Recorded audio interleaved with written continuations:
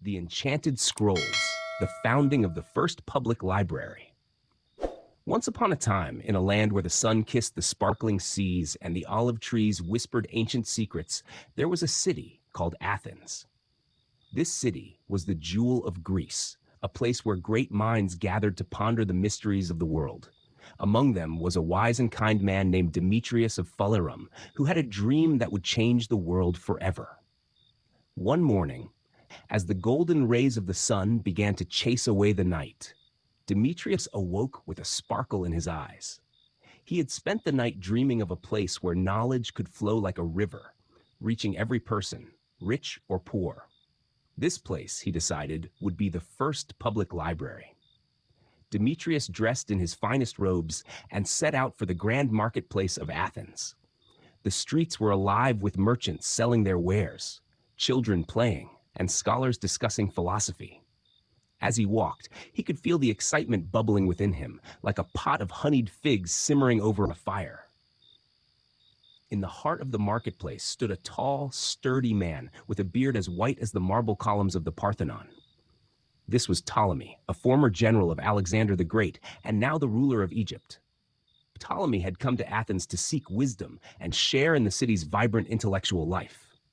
"Greetings, Ptolemy," Demetrius called out, waving his hand. "Ah, Demetrius!" Ptolemy replied with a broad smile. "What brings you to the marketplace so early?" Demetrius took a deep breath and shared his vision with Ptolemy. "I wish to create a place where all the scrolls of knowledge can be gathered, a library open to everyone."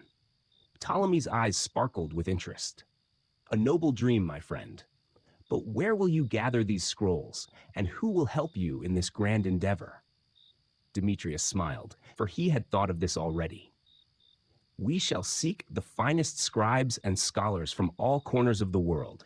Together, we will build this library in the very heart of Athens, where everyone can come to learn and grow." With Ptolemy's blessing, Demetrius set off on a journey across the lands. He traveled through bustling cities and quiet villages, climbing mountains and sailing seas. Everywhere he went, he sought out the wisest people, asking them to join him in his quest. In a small village nestled among the rolling hills, Demetrius met a young girl named Eleni. She had a sharp mind and a heart full of curiosity. When she heard about the library, her eyes lit up like the stars in the night sky. "Please, sir," Eleni said, "I want to help. I can write beautifully, and I know many stories."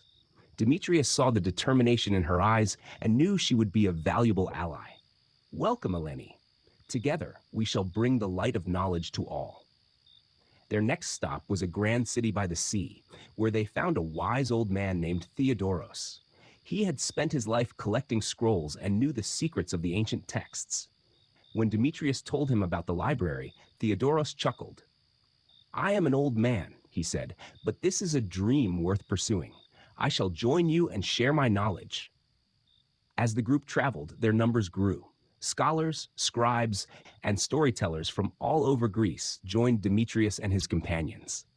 They carried with them scrolls of poetry, mathematics, astronomy, and more, each one a treasure waiting to be shared. Finally, after many months of travel, they returned to Athens. The city welcomed them with open arms, eager to see the fruits of their labor. In the center of the city, near the agora where philosophers debated and merchants traded, they began to build the library. Stone by stone, scroll by scroll, the library took shape. The people of Athens watched in awe as the walls rose high and the shelves filled with the wisdom of the ages. Children like Eleni helped organize the scrolls, while elders like Theodoros shared their knowledge with anyone who wished to learn. One evening, as the sun set and painted the sky in hues of orange and pink, Demetrius stood before the nearly completed library. He felt a deep sense of fulfillment, knowing that this place would be a beacon of knowledge for generations to come. Just then, a voice called out to him. It was Eleni, holding a beautifully crafted scroll. "Demetrius, look! This scroll tells the story of our journey. I wrote it so that everyone who comes here will know how this library came to be." Demetrius took the scroll and smiled warmly at Eleni. "You have done well, Eleni. This is a story that will inspire many." As they placed the scroll on the shelf, they knew that their work was far from over. The library was just the beginning, a foundation upon which countless stories, discoveries, and dreams would be built.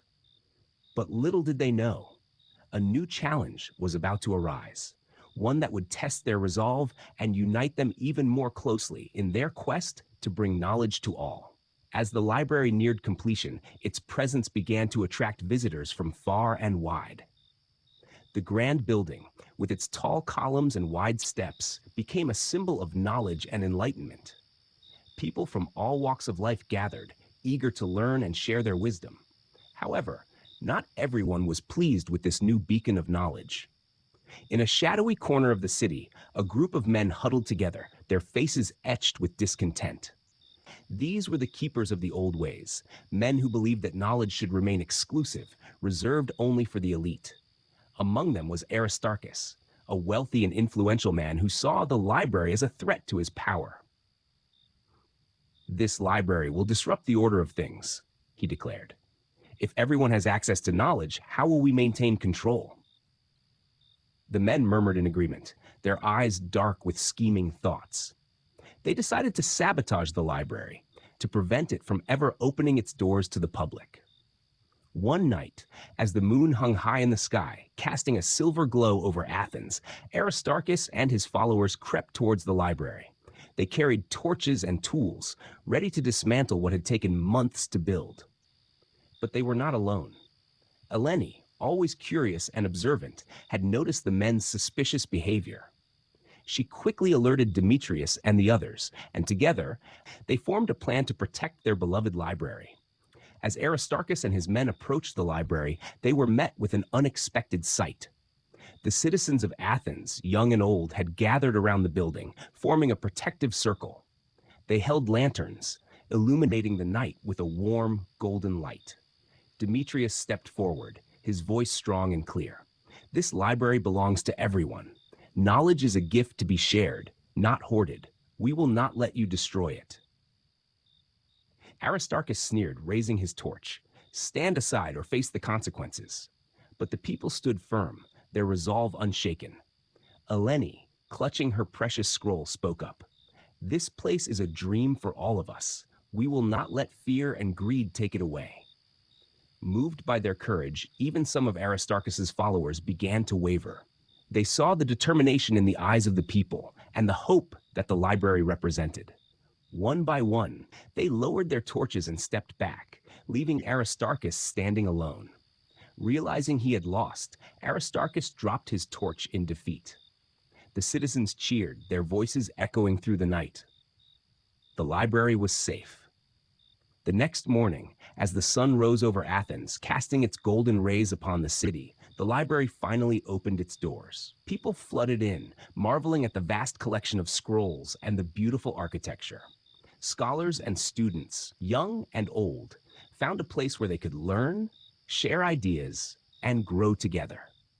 Eleni's scroll, recounting their journey, was placed in a prominent spot, a reminder of the determination and unity that had brought the library to life. Demetrius and his companions continued their work, ensuring that the library remained a place of free and open knowledge.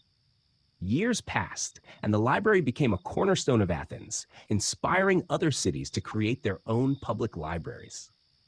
The dream of Demetrius of Phalerum had blossomed into a reality, a testament to the power of knowledge and the strength of community. And so, the enchanted scrolls of the first public library in Athens continued to inspire generations, weaving a tale of wisdom, courage, and unity that would be told for centuries to come. The end.